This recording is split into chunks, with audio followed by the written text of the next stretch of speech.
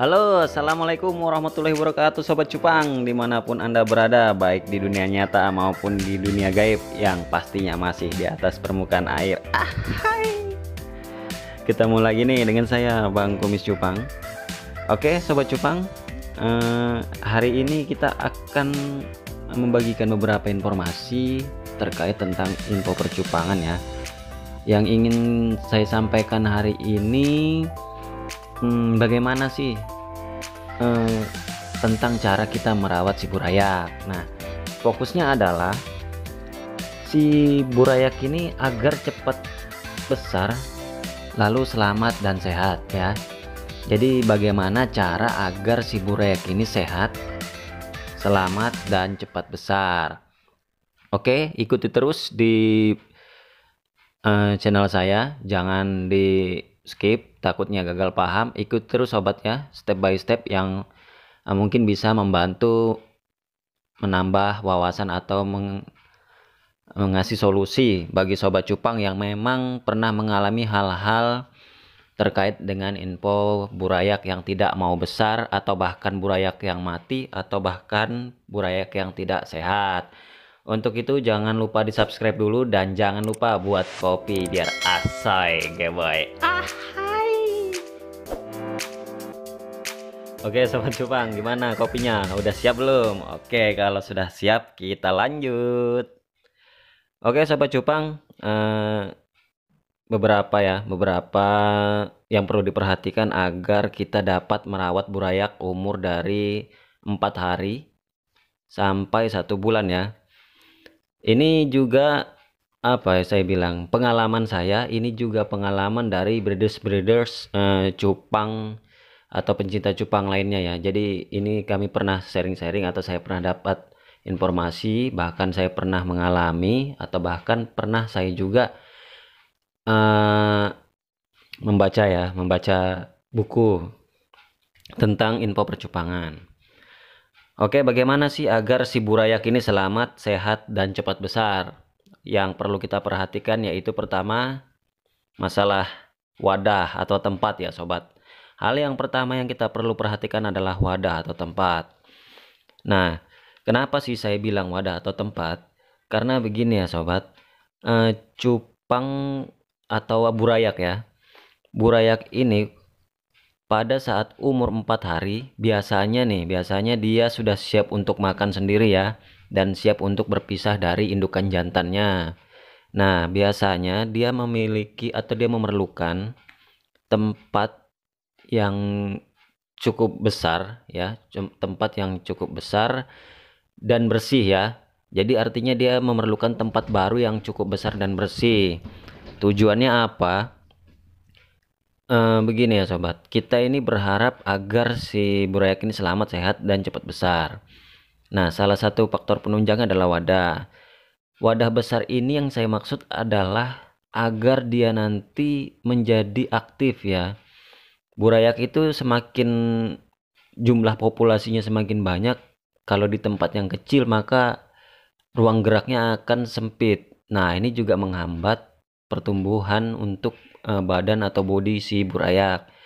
Jadi kalau kita menggunakan wadah yang cukup besar atau menambah wadah agak besar ya, itu jumlah populasi banyak betul, cuma pergerakan si burayak akan lebih maksimal. Artinya tempat dan jumlah populasi itu efektif ya. Nah, ini yang saya maksud kenapa saya bahas masalah wadah. Kemudian begini juga sobat ya, yang saya kasih masukan kenapa wadah. Yang kedua adalah karena wadah ini akan memacu si burayak untuk mendapatkan oksigen baru ya. Jadi agar tetap sehat itu. Maksudnya dapat oksigen baru, ketika ada tempat baru yang lebih besar, otomatis jumlah volume air akan bertambah. Nah, ini harapannya adalah jumlah volume air yang bertambah ini akan membawa oksigen baru ya sobat. Ini juga akan membantu untuk pemeliharaan si burayak sebagai perkembangan badan si burayak atau burayak itu sendiri. Kemudian gini sobat ya, yang selanjutnya tentang wadah. Tempatnya usahakan terhindar dari sentuhan langsung lantai ya. Usahakan terhindar dari sentuhan langsung lantai. Karena burayak ini sifatnya ya, terutama masih umur 4 hari. 4 hari ini sangat rawan ya, 4 hari ke bawah bahkan, mulai dari 1 hari sampai 4 hari atau 1 hari sampai 1 minggu. Itu rawan sobat ya. Karena sangat sensitif terhadap cuaca atau iklim. Usahakan hindari kontak langsung dengan lantai. Kenapa? Karena cupang ini biasanya dia lebih stabil di suhu ya udara luar sekitar 25 derajat sampai 29 derajat ya. Artinya udara luar ini dia akan mempengaruhi si faktor dinginnya di dalam air tadi ya. Maksud saya cuaca bukan cuaca sih, gimana ya, ya dinginnya air itulah. Jadi usahakan hindari tempat-tempat yang bersentuhan langsung dengan lantai atau bahkan yang lembab ya. Itu masukan dari wadah atau tempat untuk hal yang pertama ya. Oke, kita lanjut untuk hal yang kedua sobat. Hal yang kita perlu perhatikan agar si burayak selamat, sehat, dan cepat besar. Yang kedua adalah air ya. Nah, ini saya kasih 2 pilihan. Yang pertama adalah kita kuras. Yang kedua adalah kita tambah. Nah, gini ya sobat. Kenapa saya bahas masalah air? Karena air ini juga rentan ya, saya bilang bahaya gitu. Air ini harus rutin diganti ya sobat. Nah, air ini harus rutin diganti. Terus seberapa lama sih jarak waktu untuk sebaiknya kita mengganti air?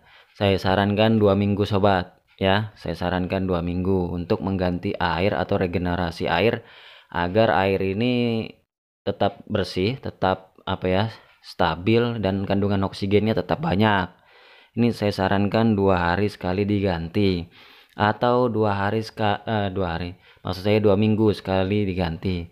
Atau bila tidak bisa diganti ya, takut atau khawatir burayaknya terlalu kecil, ya ini tadi saya kasih pilihan kedua. Kita tambahkan 25% atau sampai 50% jumlah volume air yang sebelumnya di media utamanya ya. Nah, maksudnya apa? Untuk generasi air juga ya sobat, agar ada kandungan oksigen baru, agar ada apa ya, maksud saya itu agak bersih gitu loh, kalau memang kita tidak bisa berani menguras. Oke, terus hal yang perlu diperhatikan dari air adalah airnya sudah diendapkan selama lebih dari 1 hari ya. Boleh air PDAM, boleh, yang penting diendapkan di atas 1 hari. Dan usahakan sobat ya, gunakan beberapa daun ketapang, dan bisa juga dikasihkan garam ikan agar bakteri atau kuman-kuman di air tersebut itu tidak berpotensi ya terhadap penyakit atau bakteri. Oh iya sobat, ini masukan sedikit sobat ya. Boleh begini sobat ya, media air ya, media sudah diberikan air ini boleh kemudian ditambahkan ketapang, boleh. Cuma begini sobat, jika ditambahkan daun ketapang secara utuh, itu kalau memang sudah airnya menjadi coklat pekat ya seperti teh itu sebaiknya langsung diangkat. Jangan sampai menunggu daun ketapang ini keluar seperti lendir ya.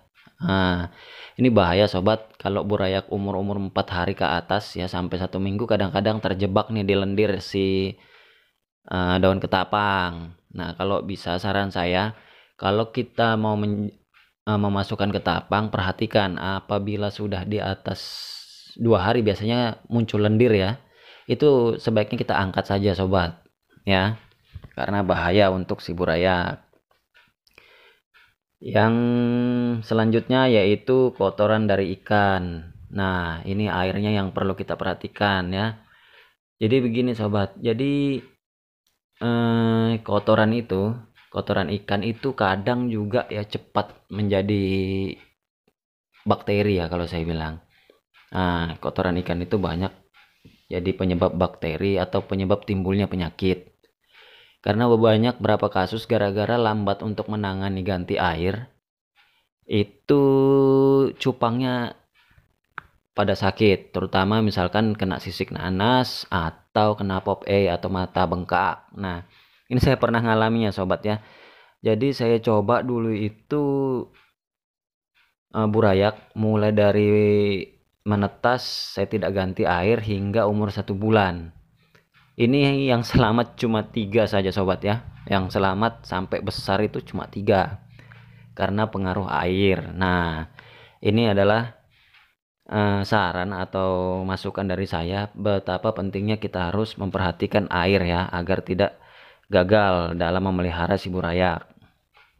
Oke, kita lanjut untuk hal yang ketiga yang kita perlu perhatikan agar si burayak selamat, sehat, dan cepat besar. Yang kita perlu perhatikan adalah pakan ya. Untuk hal yang ketiga ini adalah pakan. Nah, ini pakan saya kasih bayangan untuk pakan-pakan hidup saja ya. Kalau bisa pakan-pakan hidup, jangan gunakan pakan-pakan industri atau pakan-pakan seperti pelet ya, bahaya. Karena pernah kejadian begini sobat, betul ikannya mau makan, cuma perut si burayaknya meledak. Nah ini kalau nggak percaya coba saja sobat, nanti burayak dikasih pelet ya. Karena begini sobat ya, kesalahan pemula ya, kesalahan pemula biasanya mereka ingin langsung praktis ya, ingin praktis si burayak ini makan pelet tadi ya, padahal itu memicu perutnya meledak. Nah, meledaknya kenapa? Pada saat pelet ini nanti waktu pertama kita masukkan ke dalam wadah, itu dia tidak mengembang ya, itu langsung dimakan oleh si burayak. Pada saat di dalam perut si burayak ini jumlah pelet terlalu banyak, kemudian dicampur dengan air ya, terkontaminasi dengan air. Nah, ini pelet itu akan mengembang. Nah, itu yang bahaya. Jadi pada saat banyak-banyaknya pelet di dalam perut kemudian terkena air, dia mengembang, di situ bisa terjadi apa ya? Meledak, saya bilang. Meledak di bagian perut burayak. Ini pernah saya ngalamin sobat ya. Nah, ini kalau bisa hindari sobat untuk memberikan pelet atau makanan industri. Usahakan pakan hidup. Nah, apa saja pakan hidupnya?